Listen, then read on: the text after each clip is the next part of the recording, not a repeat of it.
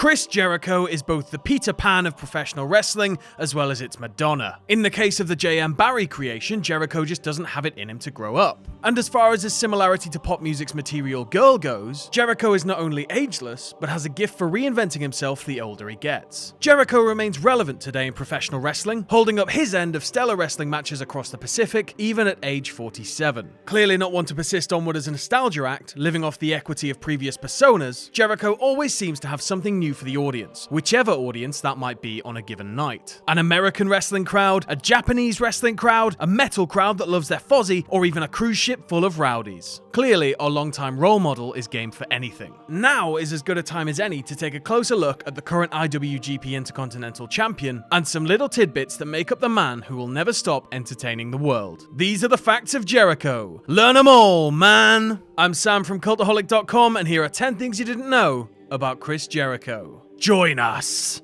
Number 10, he moved to Winnipeg, you idiot. When one makes a list of the greatest Canadian wrestlers of all time, a few names immediately spring to mind. Bret and Owen Hart, Rowdy Roddy Piper, Edge, Killer Kowalski, Ivan Koloff, and many, many others. Fans of several generations would also note Jericho, and deservedly so, given his innumerable contributions to the professional wrestling industry. But what's often neglected is that Jericho wasn't actually born in Canada. When Christopher Keith Irvine was born on November 9th, 1970, no doubt heralded by a countdown clock and pyro in the delivery room, he was actually born in the New York metropolitan area, Manhasset, Long Island to be exact. At the time, his father Ted Irvine, who was from Winnipeg, you idiot, was playing hockey for the New York Rangers of the NHL. The Irvines moved back to Winnipeg in the latter half of the 70s when the elder Irvine retired from the sport. Bonus note, in the mid-2000s, Jericho would be billed as hailing from Manhasset, New York, during a bizarre no babyface heroes can be built from Canada phase in WWE. Number 9, a lack of heart. Like many other Canadian wrestlers of a certain age group, Jericho is often cited as a graduate of the Hart family dungeon. While that sort of statement's great for boosting the credibility of a young wrestler, in Jericho's case, the truth of that sentence is minimal. Jericho, along with Lance Storm and a handful of other hopefuls, attended the Hart Brothers Pro Wrestling Camp in Calgary, where they were primarily trained by a former Stampede referee named Ed Langley, who had used a training manual written by Stu Hart in order to teach Jericho, Storm, and the others. The only time a member of the Hart family appeared at the camp was on the first day, when Keith Hart collected everybody's money, taught a few basics, manhandled Jericho at one point, apparently over an innocent slight, and then left, never to be seen again.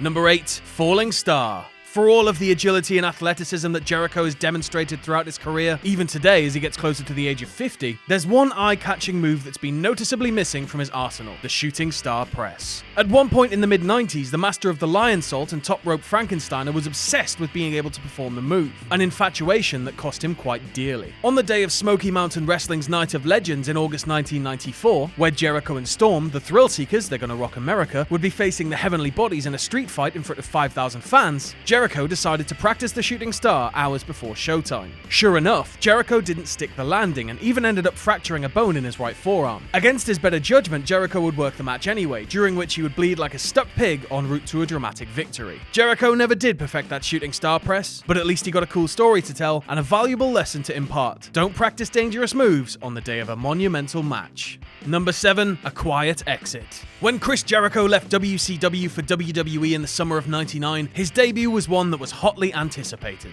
How could it not be? The dude got a countdown clock advertising his eventual arrival and was treated with godlike adulation when he first appeared before a Chicago crowd on the August 9th, 1999 edition of Raw is War. Not even 3 weeks earlier, Jericho wrestled his final match for WCW, coincidentally also in Illinois, a 3-hour drive away in the city of Peoria. Jericho hadn't been seen on WCW TV since early April 1999, having been largely written out after dropping a feud to Perry Saturn. But he still made the occasional house show, killing time before his WWE debut. That final WCW match in Peoria saw him and Eddie Guerrero lose to Billy Kidman and Rey Mysterio on the most innocuous of Wednesday night live events, in a match where the loser who got pinned would have to leave the company for good. And given the state of my beloved WCW at this time, it's amazing that all 4 men didn't instinctively lay down for the pin.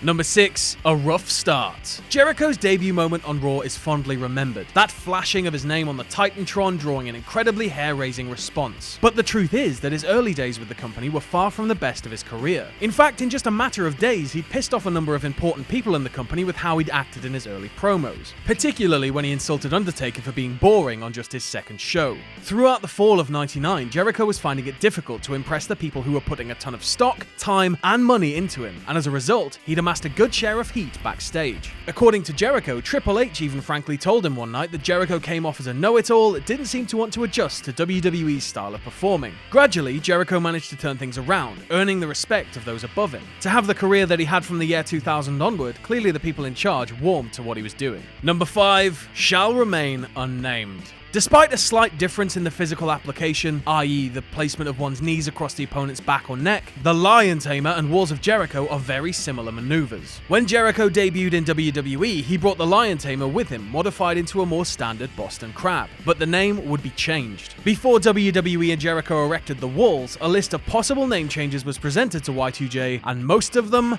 sucked. Some of the suggestions that weren't so awful included Millennium Crash, Turn of the Century, and Eve of Destruction. Others included, and we're not making these up, the Whammer Jammer, the Ball Dropper, the Embarrasser, and the Double Leg Vice of Torment. I mean, those are just so bad. Jericho ended up suggesting Walls of Jericho based on a Halloween album, but even some of his ideas weren't so weighty. The Birate, the Jerichoil, the Humiliator, they were all born of the mind of the Lionheart himself, though we must admit that Jericho's suggestion of the Time Killer has a nice ring to it. Number 4, the strong, silent type. When Jericho turned heel in 2008, it would spell the end of a full decade of Y2J playing a boisterous, obnoxious, loud and proud character on both the good and bad sides of the fence. He decided that in his run as a villain feuding with Shawn Michaels, he should completely remake his character and persona. The result was the suit-wearing, forever sneering, understated and melancholy Jericho that was the antithesis of the rock and roll party host we all knew too well. Jericho's radical change in presentation was inspired by two sources. The icy, soft-spoken aggression came from Javier Bardem's Oscar-winning performance as the frighteningly serene assassin Anton Chigurh in the movie No Country for Old Men, but instead of playing just a chilled-out psychopath with a 1,000-yard stare, Jericho complemented these characteristics by borrowing from legendary AWA World Heavyweight Champion Nick Bockwinkel. Bockwinkel was known for dressing sharply and using an informed vocabulary that made him come off as snooty and arrogant. Mix those elements together, and you have perhaps the best version of Chris Jericho that we've ever seen. Number 3, the Lost Finisher. From the Lion Tamer to its Walls of Jericho cousin to the Codebreaker, Chris Jericho has had a number of means for ending matches, and not just limited to those listed here. The Codebreaker and the Walls have been his calling cards for some time, but he very nearly added another weapon to that arsenal. Upon his 2012 return to WWE amid those creepy vignettes with the expressionless children, he was supposed to have a new means of ending his matches. Jericho planned to debut a sliding forearm smash to the face of a standing opponent. He reportedly practiced the move with Lance Storm at Storm's Wrestling Academy, liked the way it looked, and planned to refer to it as Apocalypse Now. Jericho would note that he only used the finisher once against Kofi Kingston in an untelevised bout, and he would quickly scrap it.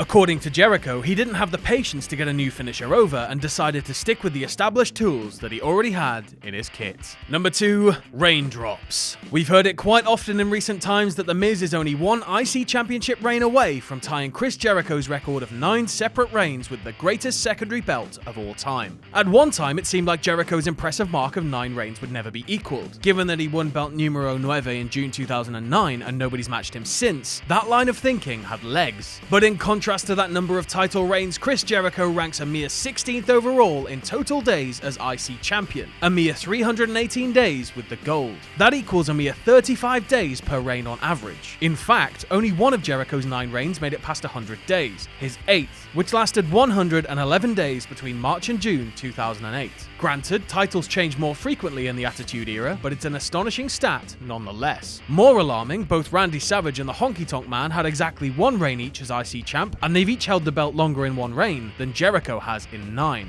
Different times, you know? And number 1, gift of the gab. Chris Jericho's confident wordsmithery, whether as a smarmy conspiracy theorist, lively rock star, ultra-serious fiend or otherwise, has been a big part of his top-of-the-card identity. Jericho has held his own on the mic through several different eras, and today remains one of the most charismatic stars in the business, even in part-time form. The readers of the Wrestling Observer newsletter recognized the potency of Jericho's silver tongue, and in 2010 voted Jericho as best on interviews for the entire decade between 2000 and 2009. The special 2000s awards recognized the best of the decade, and Jericho's inspired work was more than good enough to win out over the likes of The Rock, John Cena, Ric Flair, and others. Individually, Jericho won the annual award on 3 occasions: 2003, 2008, and 2009. And the Observer readers, a number of whom are industry insiders and critics, deemed him to be the best of the decade at what he does. And that's our list. I've been Sam from Cultaholic.com. You can follow me on Twitter here. You can follow all of us at Cultaholic.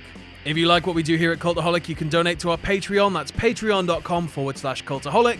And don't ever forget to hit subscribe and join us.